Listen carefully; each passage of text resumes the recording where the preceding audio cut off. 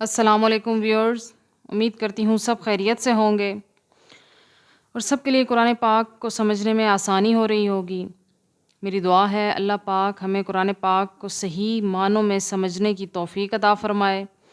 اور اس کو ہماری ہدایت کا ذریعہ بنائے۔ اگر ہمیں اس کو سمجھنے میں ذرا برابر بھی بھول چوک ہو تو اس کو درگزر فرمائے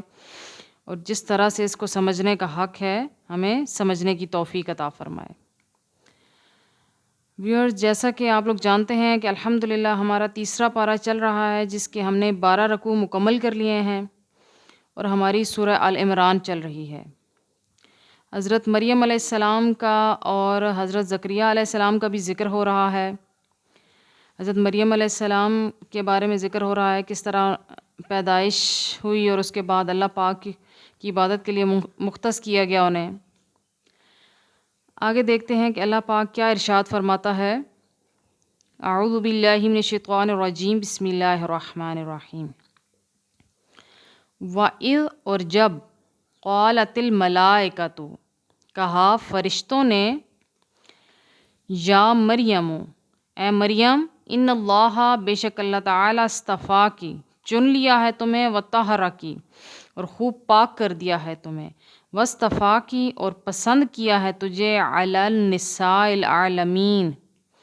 سارے جہان کی عورتوں پر۔ یا مریم، اے مریم، اقنتی، خلوص سے عبادت کرتی رہو، لربکی، اپنے رب کی، واسجدی، اور سجدہ کرو، ورکعی، اور رکوع کرو، مع الراکعین، رکوع کرنے والوں کے ساتھ۔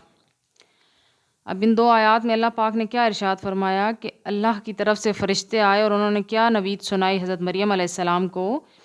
کہ اللہ پاک نے آپ کو تمام جہان کی عورتوں میں سے چن لیا ہے اور آپ کو پاک کر دیا ہے، اور اللہ پاک کی اسی طرح عبادت کرتی رہیں اور اس کے بارگاہ میں سجدہ ریز رہیں، رکوع کرتی رہیں، مطلب آپ کی عبادت اللہ کی راہ میں، اللہ کی بارگاہ میں قبول ہو گئی ہے۔ یعنی اللہ پاک نے آپ کو تمام جہان کی عورتوں کے لیے میں سے پاکیزہ چن لیا ہے۔ ذالک، یہ واقعات، من انباء الغیب، غیب کی خبروں سے، نوحی، ہم وحی کرتے ہیں ان کی، الیکا، آپ کی طرف، وما کنتا، اور نہ تھے آپ، لدیہ، ان کے پاس، اذ، جب، یلقون، پھینک رہے تھے، اقلامہم، اپنی قلمیں، ایہم، کون ان میں سے، یکفلو، سرپرستی کرے گا، مریم، مریم کی، وما، اور نہ، کونتا، تھے آپ، لدیہ، ان کے پاس، اذ، جب، یختصموا، وہ آپس میں جھگڑ رہے تھے، اذ قالت الملائکۃ، جب کہا فرشتوں نے، یا مریم، اے مریم، ان اللہ، بے شک اللہ تعالی،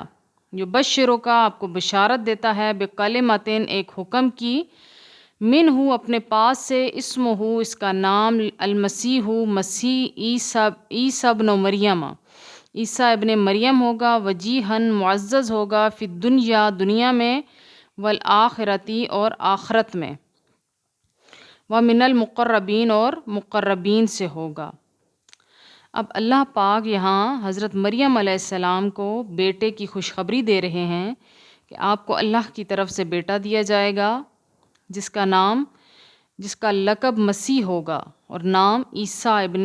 مریم ہوگا۔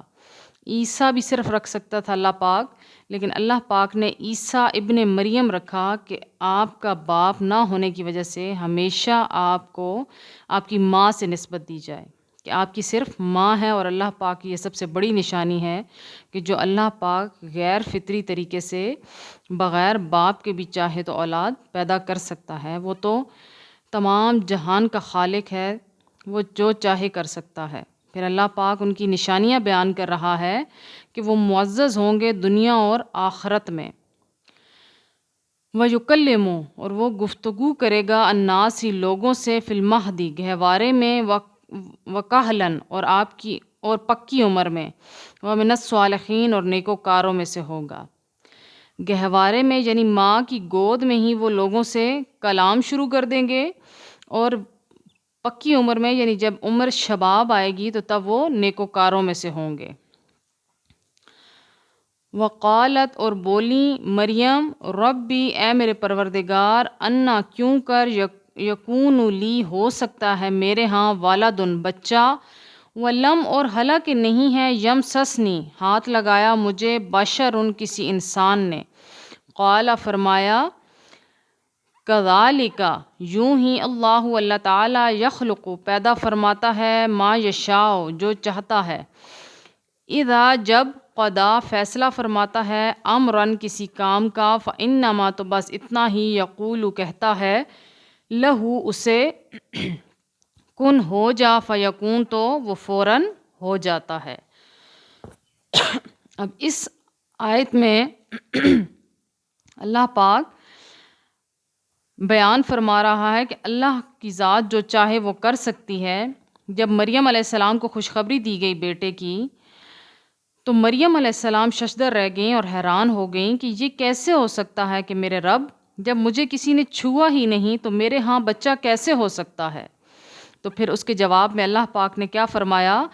کہ اللہ کی ذات کے لیے کوئی کام مشکل نہیں ہے، اللہ تو بس کن کہتا ہے اور فیکون تو وہ فوراً ہو جاتا ہے۔ مطلب اللہ کے ہاں تو کسی چیز کے لیے بھی کوئی مشکل نہیں، کوئی ناممکن نہیں، اللہ جو چاہے کر سکتا ہے۔ اور اسی طرح سے اللہ پاک اپنی نشانیاں کھول کھول کر بیان کرتا ہے عقل مندوں کے لیے۔ اللہ پاک ہمیں بھی عقل مند بنائے اور ہمیں بھی سمجھنے کی توفیق عطا فرمائے۔ وآخر دعوانا ان الحمد للہ رب العالمین۔